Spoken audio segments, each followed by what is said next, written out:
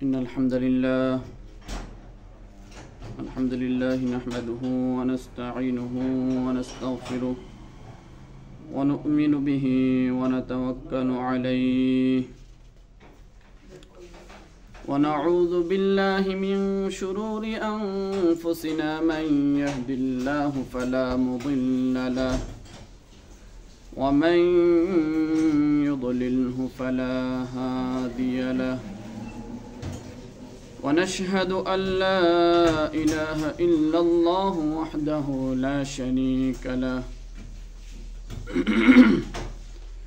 لا وزير له ولا نظير له ولا مثل له ولا مثيل له ونشهد أن سيدنا ومولانا وأولانا محمدا عبده ورسوله أما بعد فأعوذ بالله من الشيطان الرجيم بسم الله الرحمن الرحيم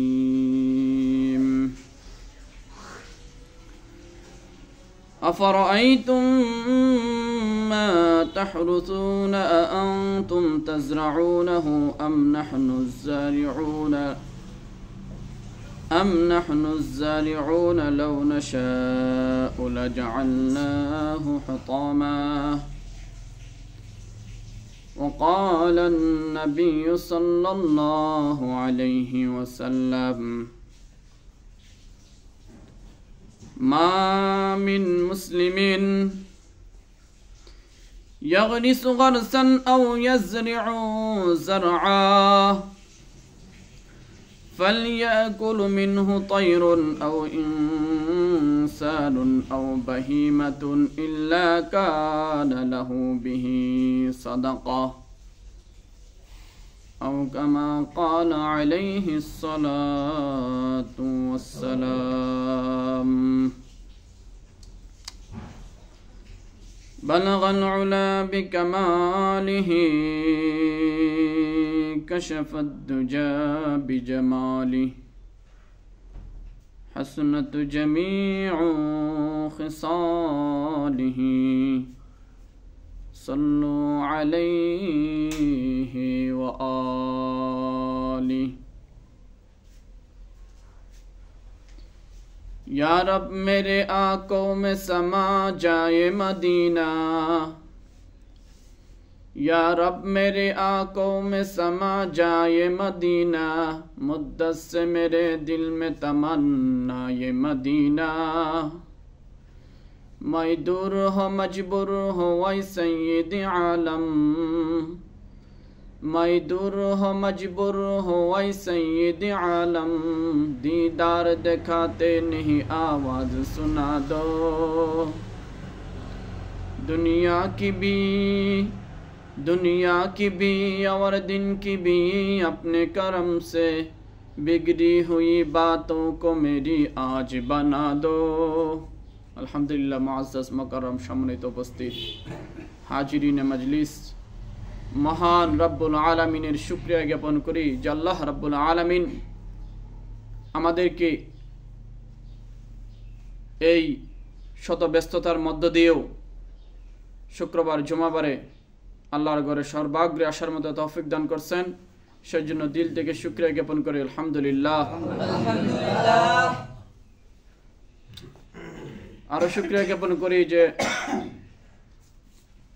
পুরা পৃথিবীতেই আমরা জানি মুসলমানরা মুমিনরা হুজুররা নির্যাতিত নিষ্পেষিত আমাদের বাংলাদেশেও এর বাহিরে নয় আমাদের বাংলাদেশে যারা আছি সাধারণ মুসলমান হয়তো এত নির্যাতিত নিষ্পেষিত নয় কিন্তু আলেম ওলামা যারা আছেন ঠিক আছে মসজিদের ইমাম সাহেবরা যারা আছেন মোটামুটি ফিলিস্তিনের মতো না হইলেও নির্যাতিত একবারে কম না তো যাই হোক এর মধ্য দিয়ে অনেক আলেম ওলামাকে নানা সময় যখনই যে সরকার আসে একটু আদর আপ্যায়নের জন্য জেলখানাত নিয়ে কিছুদিন রাখে, আবার তাদের মন চাইলে আবার ছাইরেও দেয়। বাংলাদেশেও এরকম অনেক ওলামায়ে কেরাম আছেন যারা কোথায় আছেন? জেলখানাত মেহমান হিসেবে আছেন। সরকার আবার দীর্ঘদিন থেকে কিছুদিন পর পর একজন দুইজন করে ছাড়তেছে না। আপনাদের সবার পরিচিত, আমাদের সবার পরিচিত আল্লামা মামুনুল হক সাহেব হাফিজাহুল্লাহ, উনি আজকে মুক্তি পাইছেন, সেজন্য শুকরিয়া আদায় করি আলহামদুলিল্লাহ। এতে আমরা খুশি না? কারণ মসজিদের ইমাম সাহেবরা যদি জেলখানাত থাকে তো মসজিদের ইমামতি করবেন কেটা? যারা উম্মতকে বোঝাবেন তারাই যদি ভিতরে থাকেন, তাহলে এত মাহফিল, এত আয়োজন, এত স্টেজ বানায় কি লাভ? লাভ আছে কোনো বলেন? তো যাদেরকে আপনারা চিনেন তার মধ্যে থেকে একজন মামুনুল হক, ওনাকে ছাড়ছেন, এটা সবার জন্য খুশির ব্যাপার, সব মুমিন মুসলমানের জন্য, আওয়ামী লীগ হোক, বিএনপি হোক, যে কোনো পার্টি হোক। কারণ হুজুররা কথা বলেন আল্লাহর জন্য, না দুনিয়ার কোনো স্বার্থের জন্য, দুনিয়ার কোনো স্বার্থের জন্য না। ইমাম সাহেবরা মসজিদের কথা বলেন আল্লাহর জন্য, এতে কারো ভালো লাগে, কারো মন্দ লাগে না, কারো আরাম লাগে, কারো বেআরাম লাগে, এতে কথা বলা কি বন্ধ করা যাবে? বলেন বন্ধ করা যাবে। যাই হোক, ওনাকে ছাড়ছেন, সেজন্য সরকারের আরো শুভ বুদ্ধি উদয় হোক। আরো যারা ওলামায়ে কেরাম আছেন নির্যাতিত, মাজলুম, আরো যত ভাইরা আছেন জেলখানার মধ্যে বন্দী, সবাইকে আল্লাহ তাআলা মুক্ত করুন, এই দোয়া আমরা করি। আজকে প্রায় 2 ঘন্টা আগে ছাড়ছেন। আচ্ছা, যাই হোক, আমরা ওদিকে কথা না বাড়াই, সময় তো অতি অল্প। আল্লাহ রাব্বুল আলামিন কোরআনের মধ্যে সব বিষয় আলোচনা করছেন একটু একটু করে। আল্লাহ রাব্বুল আলামিন আজকে যে আয়াত তেলাওয়াত করলাম, ওইখানে আল্লাহ রাব্বুল আলামিন আলোচনা করছেন একটা বিষয় নিয়ে। এটা সামান্য আকারে বলবো, এরপরে সময় এমনিতে শেষ হয়ে যাবে, বলা যাবে না। মুসল্লিয়ানে কেরামের উপস্থিতি বলা দরকার। ইমাম সাহেব আছেন, মুসল্লি নাই, তাহলে বয়ান হবে কার জন্য? আবার মুসল্লি আছেন, ইমাম নাই, তাহলে বয়ান হবে কার জন্য? না, সেজন্য যাই হোক, মুসল্লিরা তো আসতেছেন। সর্বোপরি বিষয়, দুনিয়ার মধ্যে আমরা বিশ্বাস করি, আমরা জানি কোরআনের মধ্যে আছে আল্লাহ রাব্বুল আলামিন মানব জাতির মধ্যে সর্বপ্রথম মানব বানাইছেন হযরত আদম আলাইহিস সালাম। উনি সর্বপ্রথম মানব, সর্বপ্রথম নবী, সর্বপ্রথম মানব, সর্বপ্রথম নবী। আল্লাহ রাব্বুল আলামিন আদম আলাইহিস সালামকে নবুয়ত দিয়েছেন। যত নবী দুনিয়াতে পাঠাইছেন এর মধ্যে থেকে সর্বপ্রথম হযরত আদম আলাইহিস সালামকে পাঠাইছেন। উনি আবার সব মানুষের আদি পিতা, অর্থাৎ সবার বাপ, ঠিক না? তা আদম আলাইহিস সালাম সবার বাপ হইলে আমরা সবাই কি আদম আলাইহিস সালামের সন্তান, ছেলে। আদম আলাইহিস সালাম দুনিয়াতে দীর্ঘদিন বেঁচে ছিলেন। আল্লাহ রাব্বুল আলামিনের যে দিক নির্দেশনাগুলো ছিল এগুলো উনি বাস্তবায়ন করছেন, ওনার সন্তানদেরকে বুঝাইছেন। ওনার সময় তো মানুষ দুনিয়াতে ছিল না, ছিল কি বলেন? কারণ উনি প্রথম মানুষ। এরপরে উনি বিবাহ শাদী করছেন, কিছু সন্তানাদি হয়েছে, ওনাদেরকে বিভিন্ন দুনিয়ার কাজ কারবার সম্পর্কে, দুনিয়া সম্পর্কে কি কিছু ধারণা দিচ্ছেন, দুনিয়াতে থাকতে গেলে কি করতে হবে না করতে হবে, আর কিছু জিকির আজকার আল্লাহ রাব্বুল আলামিন যেগুলো শিখিয়ে দিয়েছিলেন ওইগুলো তাদেরকে শিখাইছেন। এর মধ্যে থেকে আবার সন্তানাদির মধ্যে থেকেও সবাইকে সমান, এখনো সমান না, তখনও সমান ছিল না। আদম আলাইহিস সালামের কথা সব সন্তানরা মানে নাই, যারা মানছে তারা কামিয়াব, যারা মানে নাই তারা না কামিয়াব হয়ে গেছে। তা আদম আলাইহিস সালাম থেকে নিয়ে যত নবী পাঠাইছেন মুহাম্মদ রাসূলুল্লাহ সাল্লাল্লাহু আলাইহি ওয়াসাল্লাম পর্যন্ত সব নবীরাই দুনিয়াতে থাকছেন এবং দুনিয়ার জিন্দেগি যাপন করছেন। এবং দুনিয়াতে থাকতে গেলে খাওয়া লাগে, পড়া লাগে, লাগে কি লাগে না বলেন? না হুজুরদের খাওয়া দাওয়া লাগে না? নবীদের লাগে না? সবারই লাগে, ঠিক আছে। আমরা বলি শুধু হুজুর, আমরা সব লাগে, হুজুরা কি লাগে? হুজুরা কিছু লাগে না। যাই হোক, আদম আলাইহিস সালামকে আল্লাহ দুনিয়াতে পাঠানোর পরে আদম আলাইহিস সালামকে কিছু দুনিয়া শিক্ষা দিয়েছেন আল্লাহ রাব্বুল আলামিন। তা আল্লাহ আদম আলাইহিস সালামকে দুনিয়া কি শিক্ষা দিয়েছেন? এক আয়াতের মধ্যে আল্লাহ রাব্বুল আলামিন নিজেই ঘোষণা করতেছেন, وعلم آدم الأسماء كلها ثم عرضهم على الملائكة فقال أنبئوني بأسماء هؤلاء إن كنتم صادقين قالوا سبحانك لا علم لنا إلا ما علمتنا إنك أنت العليم الحكيم قال يا آدم أنبئهم بأسمائهم فلما أنبأهم بأسمائهم قال ألم أقل لكم إني أعلم غيب السماوات والأرض وأعلم ما تبدون وما كنتم تكتمون আল্লাহ রাব্বুল আলামিন আদমকে বানানোর আগে ফেরেশতাদের সাথে পরামর্শ করছিলেন যে মানুষ বানামো কি বানামো না, দুনিয়া থেকে মানুষ পাঠামো, দুনিয়া থেকে মানুষ তৈরি করবো, আমার প্রতিনিধি পাঠাইমো।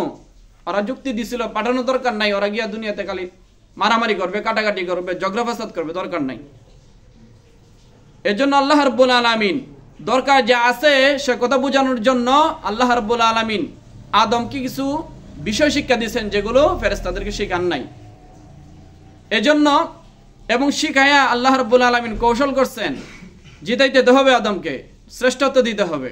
বাবাকে সম্মান দিলে সন্তানের সম্মান, সন্তানকে সম্মান দিলে বাবার সম্মান। সেজন্য ফেরেশতাদের সামনে পেশ করলেন যে ফেরেশতারা বলো যে এই জিনিসপত্রগুলোর নাম কি। তখন তারা বলছে আমরা জানি না। ঠিক আছে, আপনি যেগুলো শিখান এগুলোই জানি, এছাড়া আমরা জানি না। কিন্তু আদম আলাইহিস সালাম সামনে পেশ করে বললেন আপনি বলেন এগুলোর নাম কি। তখন আদম আলাইহিস সালাম সবগুলোর নাম বলে দিয়েছিলেন। আসলে আদম আলাইহিস সালামকে কি শিখাইছিলেন? এখানে তাফসীরকারগণ যারা ব্যাখ্যা বিশ্লেষণ লেখছেন, মুফাসসিরিন কেরাম অনেক বিষয় লেখছেন যে আল্লাহ রাব্বুল আলামিন দুনিয়াতে যা কিছু আছে সবগুলো শিখাইছেন। আর মুফাসসিরিন কেরাম লেখেন যে আদম আলাইহিস সালাম যেহেতু দুনিয়াতে থাকবেন, তাদের জীবন জীবিকার প্রয়োজন আছে, সেজন্য আদম আলাইহিস সালামকে কৃষিকাজ সম্পর্কে শিখাইছেন। কোন কাজ? কৃষিকাজ সম্পর্কে শিখাইছেন। আর আদম আলাইহিস সালামের দুনিয়াতে আইসা যে জিনিসের মাধ্যমে জীবিকা নির্বাহ করতেন এটা কৃষিকাজ ছিল। কোন কাজ ছিল? কৃষিকাজ ছিল। যে কিভাবে ধান করতে হবে, কিভাবে গম করতে হবে, এগুলো আদম আলাইহিস সালাম কি করছেন। নাহলে আমরা শিখছি থেকে, এগুলো আমরা শিখছি আদম আলাইহিস সালাম থেকে। এজন্য আদম আলাইহিস সালামের সন্তানরা, বাপ যদি কৃষক থাকে ছেলেরাও কি হয়? কৃষক হয় সাধারণত। বাবা যদি ডাক্তার থাকে সন্তানকে ডাক্তার বানাইতে চায়, বাবা যদি আলেম থাকে আলেম বানাইতে চায়, ঠিক না? যাই হোক, সেই সিলসিলায় এখন আমাদের বাংলাদেশে মানুষ বোঝা যায় আদম আলাইহিস সালামের সত্যিকারের উত্তরাধিকারী। ওরা সবাই কৃষিজীবী। বাংলাদেশের মানুষ অধিকাংশই কি? কৃষিজীবী। আসলে যে কোনো বিষয় আপনি অর্জন করতে পারেন, এটা মজার জন্য, যাই হোক। কিন্তু কৃষিকাজটা এটা অপছন্দনীয় কোনো জিনিস না, বরং পছন্দনীয় জিনিসই। এটা আল্লাহ পছন্দ করেন, বাবা আদমও করছেন। এজন্য যারা কৃষি করেন ওরা ছোট হওয়ার কোনো কিছু নাই। যে আমরা মনে কৃষি করি, মনে হয় আমরা মনে সমাজের সর্বনিম্ন মানুষ, এরকম না। বাবা এটা করছে, এটা উনি আবার সর্বপ্রথম নবী, আবার সর্বপ্রথম মানুষ। উনি করতে যেহেতু ওনার প্রেস্টিজের কোনো লস হয় নাই, ওনার আত্মমর্যাদায় লাগে নাই, সুতরাং আমরা যারা আছি ওরা যদি কৃষিকাজ করি তাহলে আমাদের কি মর্যাদা কমে যাবে? অনেকে কৃষক যারা ওদেরকে সম্মানের দৃষ্টিতে দেখে না, কই মিয়া তো কি গেউ ভূত, কৃষক মানুষ, হ্যাঁ, সম্মান দিতে চায় না। এটা ঠিক না। যারা শিক্ষিত হয়েছেন, ঠিক আছে, আলহামদুলিল্লাহ, আপনাদেরকে আল্লাহ দয়া করছেন, মায়া করছেন, মহব্বত করছেন। মূলত অবদান কৃষকদেরই, ঠিক না? মা বাবা কৃষক, মা বাবা পড়াশোনা জানে না, মা বাবা পড়াশোনা না জানলেও আপনাকে কি বানাইছেন? আরো ভালো বানাইছেন। সুন্দর সমৃদ্ধ জীবন যাতে আপনি অর্জন করতে পারেন সেই শিক্ষা আপনাকে আমাকে দিচ্ছেন। সেটাও কি না ইসলামের সাথে সাংঘর্ষিক না। ওইগুলো আল্লাহ রাব্বুল আলামিন যত নবীকে পাঠাইছেন দুনিয়াতে, এক এক নবীকে এক এক কাজ আল্লাহ রাব্বুল আলামিন কি করছেন? শিক্ষা দিচ্ছেন। সময় তো অতি অল্প, এজন্য প্রথম নবীর কথা বললাম, আদম আলাইহিস সালাম। উনি কৃষিজীবী ছিলেন, কৃষি কাজ করে ওনার জীবন জীবিকা নির্বাহ করতেন। এরপরে সর্বশেষ ওনার ছেলে আরেকজন শীস আলাইহিস সালাম, উনিও এগুলো করতেন, বিভিন্ন কাজ করতেন। দাউদ আলাইহিস সালাম বিভিন্ন, এই যে এখন বর্তমানে কোরাল খুন্তি বানায় না, এই কাজগুলো দাউদ আলাইহিস সালাম করতেন। অনেক নবী অনেক ধরনের কাজ করতেন। একমাত্র যত নবী আল্লাহ রাব্বুল আলামিন দুনিয়াতে পাঠাইছেন এর মধ্যে থেকে শুধু একজন নবী উনি সুনির্দিষ্ট কোনো কাজ করতেন না, উনি হচ্ছেন ঈসা আলাইহিস সালাম। ঈসা আলাইহিস সালাম উনি ঘরও বাঁধেন নাই, সংসারও পাতেন নাই, ঘরও বাঁধেন নাই, সংসারও পাতেন নাই। কারণ বিবাহের কথা বললেই, ঠিক আছে, যদি বেকার থাকে তাহলে প্রশ্ন আসে খাওয়াইবে কি, ঠিক না? এই জন্য উনি বিবাহ করে নাই, খাওয়ানোর কোনো প্রশ্ন আসে নাই, ঘরও দরকার পড়ে না। এই জন্য যারা বিবাহ করতে চান আগে কি করতে হবে? ঘর বাঁধতে হবে, টাকা ইনকাম করতে হবে, তাছাড়া আপনাকে বিবাহ দিবে কেউ? দিবে না। সেজন্য ঈসা আলাইহিস সালাম কিন্তু বিবাহ করেন না। করছেন? বিবাহ করেন না ঈসা আলাইহিস সালাম। ঈসা আলাইহিস সালাম একমাত্র যারা বিবাহ করে না এর মধ্যে থেকে দুই একজন নবী, এর মধ্যে থেকে ঈসা আলাইহিস সালাম। ঈসা আলাইহিস সালাম আবার দুনিয়াতে আসবেন কিয়ামতের আগে। ঈসা আলাইহিস সালাম দুনিয়াতে আসা এটা কিয়ামতের সবচেয়ে বড় আলামতের মধ্য থেকে অন্যতম, ওই বিষয় আরেকটা। যাই হোক, ঈসা আলাইহিস সালাম আবার দুনিয়াতে আসবেন, জিন্দা আছেন, উনি আকাশে আছেন, আল্লাহ রাব্বুল আলামিন ওনাকে আকাশে উঠাই নিছেন। এই ইহুদি খ্রিস্টানদের ষড়যন্ত্রের কারণেই ওরাও মেরে ফেলতে চাইছিল, যুগে যুগে নবীদেরকে মেরে ফেলতে চাইছে, জেলখানায় বন্দী করছে, ইউসুফ আলাইহিস সালামের জেলখানায় বন্দী করছে কি করছেন উম্মতে করছে। এজন্য সমস্ত নবীদেরকে নির্যাতন করছে, নিষ্পেষণ করছে, কষ্ট দিছে, কারো জেলখানাত পাঠাইছে, কাউকে মেরে ফেলছে, এরকম ষড়যন্ত্র সবসময় হয়েছে। আমাদের নবীকে মেরে ফেলতে চাইছিল। তো যাই হোক, আল্লাহ রাব্বুল আলামিন সব ষড়যন্ত্র থেকে নবীদেরকে আল্লাহ বাঁচাইছেন। আল্লাহ রাব্বুল আলামিন উম্মতের উলামায়ে কেরামদেরকেও কি বাঁচাবেন ইনশাআল্লাহ। যাই হোক, আমাদের নবীও কি করতেন, একটা পেশা করতেন, উনিও উনার জীবিকা নির্বাহের জন্য কাজ করতেন, উনি সব কাজেই করতেন। সবচেয়ে বেশি আমাদের নবী সাল্লাল্লাহু আলাইহি ওয়াসাল্লাম কাজ করতেন, সেটা হচ্ছে ব্যবসা করতেন। আমাদের নবী কি করতেন, ব্যবসা করতেন। 25 বছর বয়সের আগ থেকে নবীজি, শুধু 25 বছর আগ থেকে নয়, মক্কার মানুষ ব্যবসা করত। যখন ওনার চাচা আবু তালিব ছিলেন, ওই যে সিরিয়াতে যাইতেন ব্যবসা করার জন্য, বিভিন্ন দেশের মধ্যে যাইতেন, তো ওই আব্দুল্লাহর পুত্র মুহাম্মদ সাল্লাল্লাহু আলাইহি ওয়াসাল্লাম ওনাকে সাথে নিয়ে যাইতেন। এজন্য উনি এগুলো দেখতেন ছোটবেলা থেকে। এরপরে যখন বড় হইলেন, তখন হযরত খাদিজাতুল কুবরা রাদিয়াল্লাহু তাআলা আনহার ব্যবসা দেখাশোনা করতেন। এইভাবে আস্তে আস্তে উনি কি একজন বড় ব্যবসায়ীও ছিলেন। এজন্য আমাদের ইমাম আবু হানিফা রাহমাতুল্লাহ উনি ব্যবসায়ী ছিলেন। এরকম আমাদের নবী ব্যবসায়ী ছিলেন, এই ব্যবসা করে ওনার জীবন জীবিকা কি করতেন, নির্বাহ করতেন। এখন ওলামায়ে কেরাম আবার ব্যবসা করলে আবার এটা কি হয়, সমস্যা না? ওলামায়ে কেরাম যদি ব্যবসা করে আর নিজের ফ্যামিলি বলে, নিজের মা বাবাই বলে যে এত পড়াশোনা করাইলাম, এখন কি ব্যবসা করার জন্য? আমার কথাই ধরি, আমি যদি বলি যে মসজিদ মাদ্রাসা খেদমত করতে আমার ইচ্ছা হয় না, আমি একটু ব্যবসা করি, আম্মা এটা কোনো কিছুতেই রাজি না। কোনো ফ্যামিলির আমি দেখলাম কোনো মা বাবা রাজি হয় না যে কি ব্যবসা করা, অথচ ব্যবসা একটা বহুত বড় সুন্নাহ। ব্যবসাতে আল্লাহ রাব্বুল আলামিন বেশি বরকত রাখছেন। এগুলো করবেন সৎ পন্থায়, সব মূলে হচ্ছে কি সৎ পন্থা। এটাই হচ্ছে আল্লাহর নবীদের শিক্ষা। যে কোনো আপনি পন্থা অবলম্বন করেন, সৎ হইতে হবে। আপনি মসজিদে ইমামতি করে যদি দুর্নীতি করেন, মাদ্রাসায় পড়ায় যদি দুর্নীতি করেন, হারাম পন্থায় চলেন, তাহলে আপনার এই মসজিদ মাদ্রাসা পড়ানোর কোনো সার্থকতা নাই। যাই হোক, আল্লাহ রাব্বুল আলামিন নবীদেরকেও জীবন জীবিকা নির্বাহের জন্য এই যে তারা বিভিন্ন শিক্ষা দিয়েছেন এবং তারা ওইগুলো করছেন। আল্লাহ রাব্বুল আলামিন আমাদের অনেককে কৃষিজীবী বানাইছেন, কাউকে শিক্ষাবিদ বানাইছেন, কাউকে সায়েন্টিস্ট বানাইছেন। আল্লাহ রাব্বুল আলামিন আমাদেরকে বিভিন্ন শ্রেণী পেশার মানুষ আমাদেরকে আল্লাহ বানাইছেন, আমাদেরকে এগুলো আল্লাহ রাব্বুল আলামিন করছেন। আল্লাহ রাব্বুল আলামিন যে আয়াতের মধ্যে বলছেন যে কৃষিকাজের কথা, আল্লাহ রাব্বুল আলামিন বলেন আফরাআইতুম মা তাহরুসুনা আআনতুম তাজরাউনাহু আম নাহনু যারিউনা লাউ নাশাউ লাজআলনাহু হুতামা, যে তোমরা যে বীজ বপন করো, এই বীজের মধ্যে কি তোমরাই দানা দেও? তোমরাই কি এই চারার মধ্যে তোমরাই কি এই যে ধানের যে একটা বীজ লাগাও, এখান থেকে কি এই যে শত শত দানের যে বীজ হয়, একটার মধ্যে শত শত দানা হয়, এগুলো কি তোমরাই এগুলা কি করো, ফলাও? না আমি আল্লাহ রাব্বুল আলামিন ফলাই। এটা আল্লাহ রাব্বুল আলামিন নিজে প্রশ্ন করতেছেন। আপনাদের বলেন তো জবাব কি হবে? এটা কি আমরা নিজেরাই করতে পারি, না এর মধ্যে আল্লাহ রাব্বুল আলামিন ফল দেন? আল্লাহ রাব্বুল আলামিন ফল দেন। এর জন্য আল্লাহ রাসূল সাল্লাল্লাহু আলাইহি ওয়াসাল্লাম এক হাদিসের মধ্যে বলেন, কেউ যদি কোনো ফল করে, কোনো ফলের গাছ লাগায়, কোনো ফসলের গাছ লাগায়, আর এখান থেকে যদি কোনো গরু খায়, কোনো ছাগলে খায়, কোনো পাখি খায়, কোনো মানুষ খায়, ফল তো মানুষে খায়, খায় কি খায় না? বড়ই গাছ থাকলে বড়ই মানুষে খায়, পতিকে খায়, আম পড়লে মানুষে নিয়ে যায়, আপনারা বেজার হবেন না, এটা নষ্ট হয় নাই। কোনো মানুষ যদি খেয়ে ফেলে, কোনো পশু যদি খেয়ে ফেলে, কোনো ফসল যদি পশু খেয়ে ফেলে, তাহলে আল্লাহ রাসূল সাল্লাল্লাহু আলাইহি ওয়াসাল্লাম বলেন এই ফল খেয়ে ফেলার কারণে আপনার এই প্রতিটা ফলের বিনিময়ে আল্লাহ রাব্বুল আলামিন আপনাকে সদকা করার সব দিয়ে দিবেন। সেজন্য ইসলামে গাছ লাগানোর কথা অনেক উৎসাহ আসছে। বিশেষ করে গরম কেন পড়ে, যে গাছ বৃক্ষ এগুলো কেটে ফেললে, এটা বিজ্ঞানের কথা। আল্লাহ রাসূল সাল্লাল্লাহু আলাইহি ওয়াসাল্লাম বিভিন্ন সময় ফলের ফসলের বিশেষ করে এই ফলের গাছ লাগানোর কথা হাদিসের মধ্যে কি করছেন, উৎসাহিত করছেন। কারণ এই গাছ থেকে যে ফলগুলো হবে, এগুলো যদি কোনো প্রাণী খায়, কোনো মানুষ খায়, কোনো পতিকে খায়, তাহলে সৎকার সব পাইতেছেন। এটা একটা আমল না? তাহলে আপনারও উপকার হইতেছে, মানুষেরও উপকার হইতেছে, প্রাণীরও উপকার হইতেছে, মানুষ ছায়া পাইতেছে। আর তাছাড়া এই গাছ থেকে কি হয়, অক্সিজেন আসে, যেগুলো মানুষের জন্য, জীবের জন্য, মানুষ এই জমিনবাসীর জন্য কি খুব উপকারী। সেজন্য আমরা গাছ লাগাবো। যখন সময় আসবে, বৃষ্টি পড়লে জমি উর্বর হবে, তখন আমরা কি লাগাবো, গাছ লাগাবো।